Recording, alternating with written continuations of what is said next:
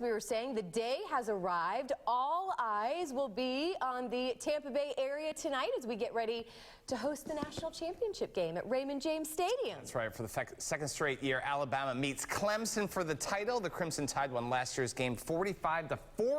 That's a lot of points. Yeah, game starts tonight, 8 p.m. on ESPN. So who better to give us some insight on the game and the festivities surrounding Mr. Barbecue. Signing time? Oh, wait. Is this guy right here, college football analyst David Pollack. Good morning.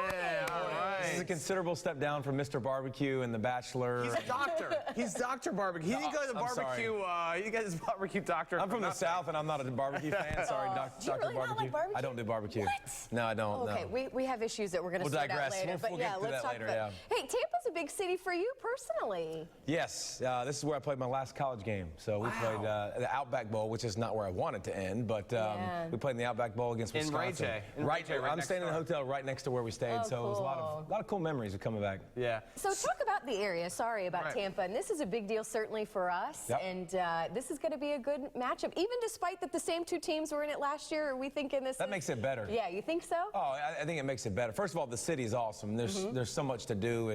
I mean, last night we went out to a great restaurant, and then a lot of us went to the hockey game, and so I mean, it's fun to be able to do stuff like that when you come to So you are getting some free time, because I know it's been busy. A little. At night we'll get a little bit of free time, yes. And then what's the vibe like out there in Tampa? It was cool. It was game. Yeah. Well, I mean, you know, you get a lot of roll tides, and you get a lot of CLEMSON. So we get the usual comments. Are you seeing more of Alabama fans or Clemson fans? Because this is what's interesting about just location and geographic for these two teams to have the championship here. Alabama fans are just louder, so I think you see them more, you hear them more because they're louder. But no, I think it'll be close to 50-50. But man, the tickets they ain't cheap, brother. So I mean, heard they're one of the most expensive, I think, that we've seen yet. Well, but I think because so many people want to come. Rematch from a year ago. Both these teams have such great fan bases. You're saying $1,000 to get in now, right? $1,000 a ticket. I thought it was like more. I thought it was double that. I think it was $1,600 just to sit in the top. What? Yeah. So really? But think about it. Like a lot of these fans. Good connections. Those are his tickets. I have a good ticket scalper. Let me know if you need some tickets. Yeah. If you think about it, too, these fan bases kind of expected to be here. So I think some of them didn't even buy semifinal tickets, and they hedged their bets and said we'll be in the finals and just bought tickets. Well, the entire area is putting their homes and apartments up on Airbnb. Everyone who lives here is getting out of town. It's a smart way to do it, man. I know. I wish they'd let us rent houses. That'd be great. Instead of staying in hotels, we just rent a house and be like a big fraternity house. Have mine. Things would get weird. Yeah, that'd be awesome. All right, prediction for the game tonight. Who are you calling?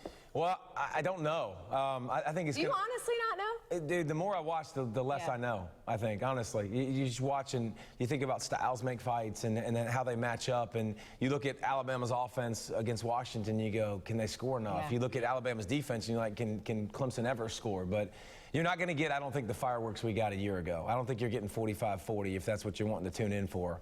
I think it'll be a little bit more low scoring, and I say that like 31-27 range, but I'm leaning Clemson. All right. And I know that's probably a surprise. What's the spread? What's the spread right now? I think it's a touchdown for Bama. Is it touchdown for Bama? With Kiffin leaving Bama, though, they lost their offensive coordinator. Yep. He's gone. Is that going to affect the game plan at all? Or I think it affects, it affects you slightly, for sure, because it's the voice you've heard. But I also think that Lane Kiffin was kind of 1 foot in, 1 foot out anyways, so I don't think it affects it that much. I mean, you saw the semifinal game, and you probably didn't like what you saw anyways offensively. So I think with the situation he was in, they're better off now having Sark. It'll be interesting to see how different it looks, but I think you'll see a healthy dose of Scarborough anyways, number 9. They're going to hand it to him and punish, but I think it's going to be a heck of a game. I think it's going to be close. I think we'll get some points, and we'll get some magic moments, so it'll be fun to watch. You're a guy who knows defenses. How good is Alabama's defense? It's stupid. It's crazy. It's stupid. I mean, it literally is. An all-time college defense, you think, with them? Yeah.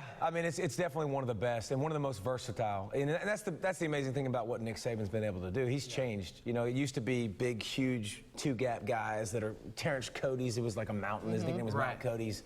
350 pounds, and those guys don't exist anymore. I mean, spread, up-tempo, fast offenses. You need guys that can play 3 downs, and now they got flying pass rushers. These guys create turnovers. Strong and fast. Definitely different. And it's interesting talking, I was just talking with Bobby Bowden here last week about this dynasty, and do we think we'll ever get to that kind of seeing that legacy anymore these days? Of his? Well, I mean, just of the long time kind of winning and over and over and over. I mean, this is Nick Saban's the best coach in the history of college football. Wow. I mean, I think he's proving that in this decade, in this era. Remember, this isn't Bear Bryant where you had 101 scholarships and everybody was picking you. There's more parity. And then there's this stuff called Twitter and Facebook that drive coaches crazy. I mean, you got all that crap going on that you have to deal with the 5 stars, the 4 stars, and all those guys and try to rein them in and de-recruit them. And so I think, and his ability to adjust and adapt to the offenses, and now he's running an up-tempo spread offense, and to win all the championships he's done, I think he's proven, win or lose, tonight, he's the best coach in the history of college football. It's going to be exciting. All right. Well, you have fun tonight. It's only $1,000 with him, so we're good to go. Come with me. I got tickets cheap. Hit him up. Hit him up. It's only a G. Thank you so much. That was great. Thanks for having me. You're a busy guy. Thank you so much for coming in today. Thank you for having me. All right. Are you